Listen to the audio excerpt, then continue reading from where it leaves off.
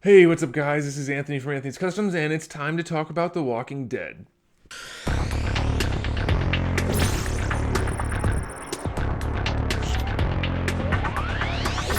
So, we've had two good episodes so far. The first episode, which was pretty good. Second episode, which I really enjoyed. We had some nice character development and some new introductions. And now we're at the third episode, and this episode has basically three characters in it. One side character. We have Daryl, Negan, and Dwight.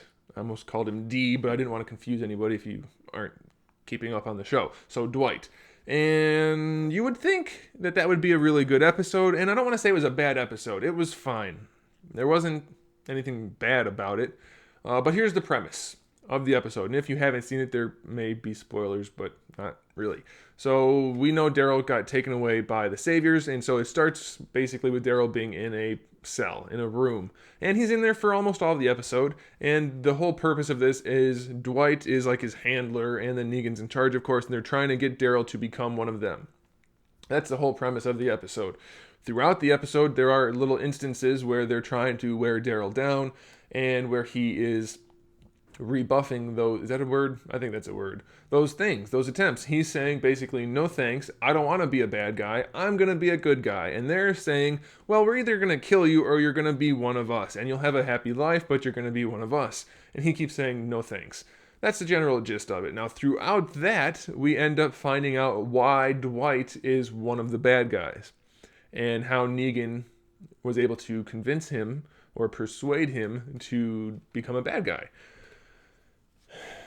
And that's where my problem comes. And we're going to come back around to that so I can explain myself. But so here's the thing. Negan's in charge of all of these guys, and they make it readily apparent because they show him coming around the corner, and people in the hallway just instantly bow or kneel down. Instantly, everybody.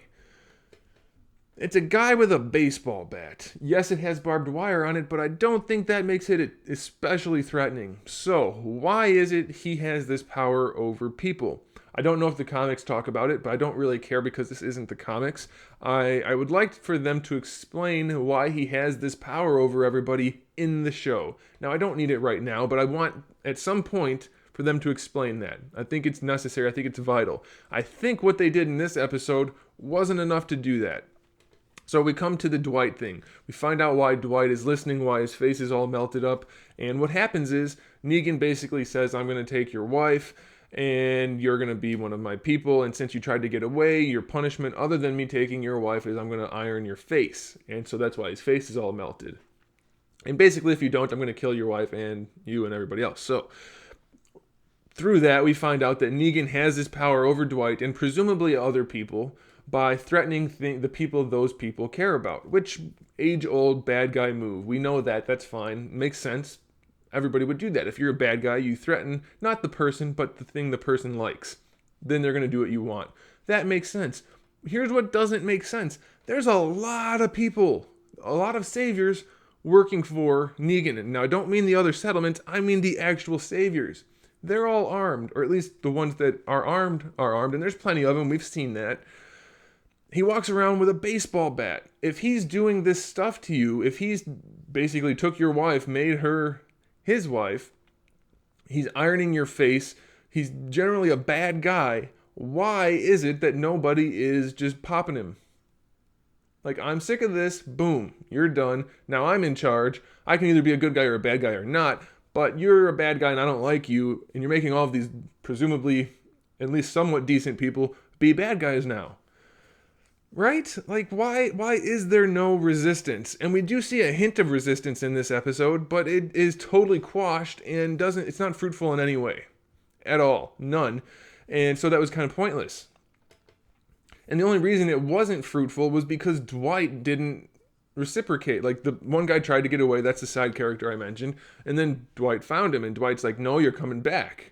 You're going to be one of us like you were, or I'm going to kill you and you're going to go on the fence.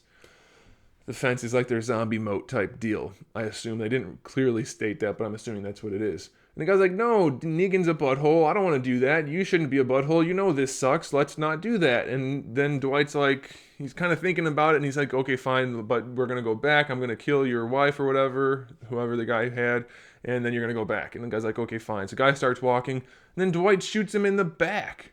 Like, right when you think Dwight's starting to maybe waver and maybe be like, yeah, Negan's kind of a turd. I don't want to be like that. Maybe this guy's got a point. He shoots him in the back, and we don't find out right away, but we're pretty sure that's what happened. Then we do find out at the end. All of these instances throughout the episode, and they're kind of peppered in, that Dwight's maybe thinking Daryl's got the right idea. No, apparently not, because Dwight shot this guy in the back to be a bad guy again. So apparently Dwight's not going to come around, and he should have, because he's got no reason to follow Negan, other than the threat of violence on his wife. But if Negan's dead, that threat doesn't happen. So it's kind of like circular logic, and I don't understand why that's not being addressed. At least a little bit. I hope they do come around to it, so I'm going to reserve judgment until that happens.